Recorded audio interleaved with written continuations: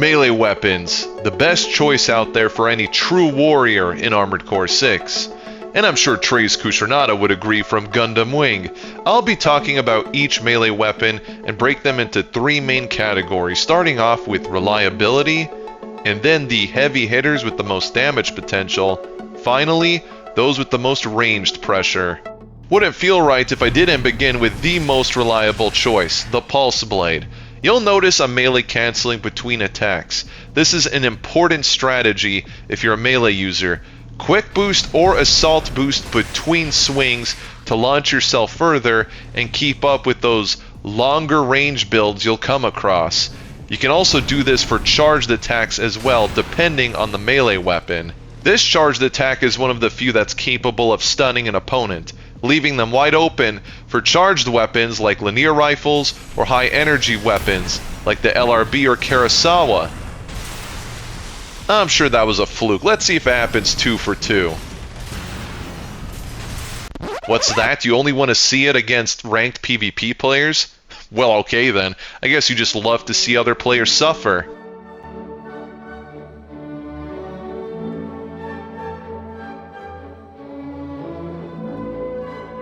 I think you're starting to get the idea. While the Pulse Blade is the starting melee weapon for every player in Armored Core 6, it is by no means the weakest. It has the option of swinging once, twice, or with a powerful, fully charged swing. In addition to this, you can melt like a hot knife through butter Pulse Armor and Pulse Shields, two very popular choices in the PvP scene.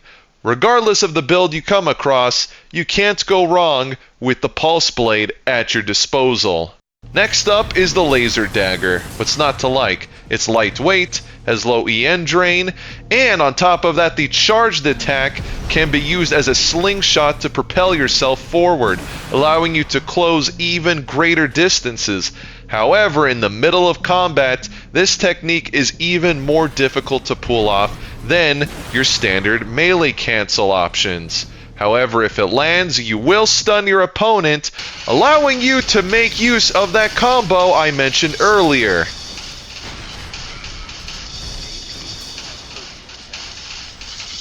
It's beautiful, isn't it? Anyway, the Laser Dagger is the only other weapon in this category that can relate to the likes of the Pulse Blade. However, its only downside is the length of the blade itself, but that is easily mitigated with the use of melee canceling. And if you want to use something that's lighter, drains less, but you're not willing to sacrifice the option to stun your opponent with a charged attack because you're equipped with a weapon, say a linear rifle, energy weapons that charge up, as I mentioned before, then this is a safe pick for you. Compared to the previous mentions, the Stun Baton is very niche. Its normal attacks can be easily interrupted, like the Laser Slicers. And then there's the charged attack, which can technically lead to a follow-up at another stagger attempt. And even then, it's very difficult to pull off. The damage isn't there. It doesn't have a lot going for it as a whole. I mostly put it in this category because I see that with the right tuning, it can be up there with the Pulse Blade and Laser Dagger if From Software would only give it a little bit extra attention to truly make this thing shine. It is a cool weapon in concept. It fails in execution, sadly. Then again, I'm not surprised because the Ransetsu AR exists and that thing is still one of, if not the worst weapon in the entire game. RIP. On to the heavy hitters with the most damage potential, starting with the Pile Bunker. Its regular attack does respectable damage and is consistent for follow-ups, but we're all here for the charged attack. Impaling your opponent with a metal rod and watching them explode has never felt more satisfying. Plus, it makes you feel like Alt Tyson from Super Robot Wars. This weapon is the complete package for raw damage output. A lot of players will say never use the regular attack. This is terrible advice, as it's like telling a boxer in the ring to never jab because it doesn't result in a knockout. The regular attack will build up damage over time very reliably, mind you, and it could lead to easy follow-ups because the regular attack does not freeze you in place like other melee weapons do. And the charged attack is, well, self-explanatory. You can take down a heavyweight to almost zero or completely delete anything lighter than that. Next is the Double Trouble Chainsaw. Its normal attack leaves a lot to be desired, quite frankly, and its charged attack, while it can be used as a shield to block incoming fire, prevents you from quick boosting to close the gap in order to deliver the decisive blow. The only way you're really going to land this is if you blindside your opponent. Daddy's grounded. I cannot see anything from all the flames, and they got chainsawed! Damn. There's no doubt that the chainsaw is one of the cooler weapons in the game. It is still incredibly difficult to handle properly. It requires so many hoops to jump through, and even then it is very inconsistent and situational. Even if you build around this weapon alone, it's going to take a lot of things to fall into place for that charged attack to land, and blocking incoming fire is not really useful as you can be simply dodging out of the way instead. Know what you're getting yourself into if you equip this thing. The Laser Lance, on the other hand, relies entirely on moving forward. Its basic attack is decent when it comes to damage, but it's more reliable than its charged attack, which is where all its power comes from. Sadly, your opponent does not have to do a whole lot to get out of the way, and even if you do manage to hit your opponent head on, it doesn't always guarantee the rest of the attack animation is going to follow through. In fact, a lot of the time you'll see yourself zoom right past them, and good luck if your opponent follows through with a counterattack of their own.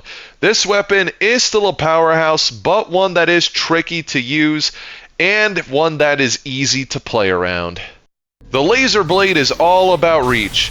Its regular attack is based on the original attack animation of previous Armored Core games, in case you didn't know, and is quite respectable in damage, but the real damage comes from the charged attack. Doing a 360-degree sweep with 2 slashes is nothing to scoff at. You can cover a lot of ground in a short amount of time, but this hitting will rely on your opponent being on the same plane as you. So if they happen to dip right as you're about to attack, good luck hitting. But at the same time, you can technically recover with the second slash. There's been a lot of times where I can miss with the first slash but have the second one follow through. It is a very fun weapon to use and one that caters to the original melee weapon attack style of older Armored Core games. Last but not least in this category is the Laser Slicer. Its standard attack is harder to reach with and easily interrupted. Same goes for the charged attack, however, if you land the full combo on a staggered enemy, you will slice them to ribbons, quite literally. As the damage output is ridiculous, the only real issue, as I said, unless you're going to be attacking with this blade as a finisher, it's not very reliable, as the amount of time it takes for the animation to complete makes you that much more vulnerable. Keep this one in mind, but have fun out there trying to live your Darth Maul fantasies. It is quite enjoyable, unless you're on the receiving end. Starting off the ranged pressure options is none other than the Explosive Thrower, which is technically not a melee weapon. It does not scale off of melee specialization, which I'll go into more detail later on in the video. But both its normal and charged attack are great for AoE damage. Essentially, this is the anti-melee weapon. You want to keep people away from you, use the Explosive Thrower. You want to throw explosives in your opponent's face, use the Explosive Thrower. But it does cause you to go into firing stance. If you really want to take full advantage of this very fun and explosive weapon, did I mention it's explosive? You want to use something that bypasses firing stance, such as tank treads or tetrapods, the latter being my personal favorite. The Plasma Thrower's range is basically that of a whip. However, the second standard attack will miss quite frequently unless you take the appropriate measures. The charged attack acts similar to that of the chainsaws, creating a barrier to block incoming fire, then releasing a series of plasma explosions. This is more of a niche gimmick that doesn't see a whole lot of play, but it does look quite cool. Now, like with the explosive thrower, if you want to take full advantage of what this thing has to offer, you need a leg type that will bypass the firing stance. You can't use this on any bipedal leg type, sure, but it's more of a hindrance because the frequency of missing with that second normal attack, as I mentioned, is even more common. If you're bypassing firing stance, you can reposition yourself to ensure that second attack hits more often instead of canceling it and missing out on some serious damage potential. The most recurring weapon in any FromSoft game is none other than the Moonlight, and there's two variants here. The standard one, which has damage reliant on EN firearm specialization, so your generator matters, while the Redshift Coral variant does not rely on such numbers, as the Coral damage type cannot be resisted, so you will be dishing as much damage as possible, no matter what. However, both variants can be used in conjunction, making for a scary ranged double melee build. You don't see it often, but as long as you have other complementary ranged weapons such as missiles or even orbits that'll keep up the pressure, you can make short work of even kites in ranked PvP. Even though both versions of the Moonlight have different damage types, they operate exactly the same, launching up to 2 blade waves or a fully charged, much larger one, which is great for countering hover-based builds like tetrapods. You hit them when they're on the same axis and they will feel the full force of your guiding Moonlight. Now, between which one to pick, you really can't go wrong with either. If you have an energy-based build, I would go with the standard Moonlight, but if you're using more kinetic-based weapons, the Coral one will be reliable and give you an extra way to deal that much more damage. Nothing resists the power of Coral, as I said. Possibly saving the best for last, the WLT-101 Coral Oscillator has a fantastic overhead swing for a standard attack, and its charged attack is a Coral Beam for ranged pressure. You can accelerate the attack animation by using what's called a Demon Blade tech. Basically, change between 2 lock-on types while your AC lifts its foot off the ground to engage. But I personally have retired this technique. If you want to know why, go watch my Metal Gear Ray build recreation video. I go into more detail. Overall, this melee weapon is fantastic. It has the best of both worlds. If you want to get into your opponent's face and hit them with a traditional melee attack, you can, while still having access to something that'll apply just enough pressure for those ranged engagements, which are quite common out there in the PvP scene.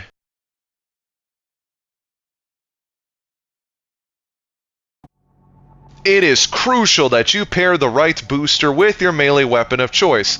There are a few factors involved here, like your AC's weight class and what weapon you're using. Say the Moonlight, then you don't really have to worry about the melee attack thrust, which in case you don't know, is the thrust when homing in on enemies using melee weapons. Most melee weapons are capable of homing in on enemies within certain ranges. This value increases the speed of those homing attacks. So think back to the Pulse Blade's normal attacks as opposed to the charged attack of the Laser Lance, which is fixed. This is why the Flugel and Kikaku boosters see a lot of play on most melee builds.